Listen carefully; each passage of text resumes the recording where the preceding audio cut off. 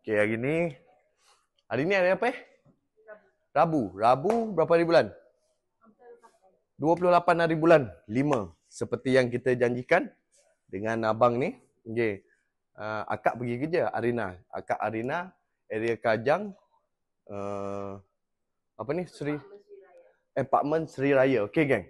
Jom kita masuk, kita tanya. Ni real real. It's real. Kita tanya abang tu, okey ke tak okey? Jom kita tanya dia. Okey. Okey. Ni untuk yang ni owner dia tengah check. Okey, kita datang real. So kita tengok. Jika ada defect, dia complain. Sekarang lah dalam video ni. Okey. So bang, macam mana cek untuk apa ni pemasangan kita hari ni? So far alhamdulillah okey. Okey.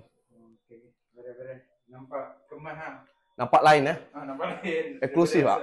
Eksklusif nampak. Eksklusif. Okey, dengan harga ni abang rasa berbaloi ke tak berbaloi? Berbaloi sangat. Berbaloi. Okey, dengan 9,450, betul? Betul. Okey, sepanjang 18 kaki. Tabletop, cold stone, marble, okey? Batu. Bukan kita bagi milamin dekat sini, okey? So, lagi abang nak cakap apa bang? Sementara akak tak ada ni, akak kerja.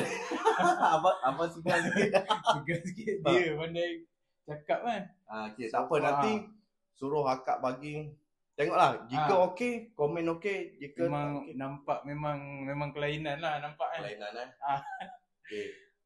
Daripada dulu kita bagi space, takut nak tukar peti besar dia saiz ni. Dua orang Tinggi peti ais tinggi.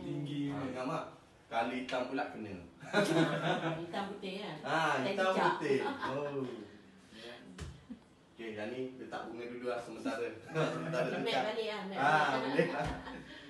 Janji abang happy, acik-acik happy dah. Kita datang untuk happykan orang. Kita bagi profit cun-cun di Israel, geng. So, korang tunggu apa lagi, geng? Cepat ni, kat bawah. Masih ada Semenanjung. Seluruh Semenanjung kita cover. Tengok sini. Besar tu, bawah tu boleh letak barang lagi, apa semua lagi. Tak sabun-sabun ke? Dia tak macam dulu aksesori dia. Dulu kan kalau kita tutup pam. Sekarang dia slowly. Walaupun kita ada benda halang lah.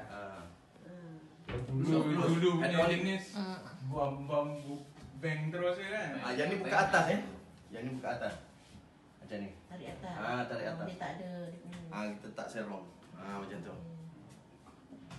Macam hotel lah. Macam hotel. Acik nak duduk hotel. Saya start pergi hotel. Okey. Okey. Dia cuma kemas. Comel. Comel Baiklah. Gerak dulu bang. Okey, terima kasih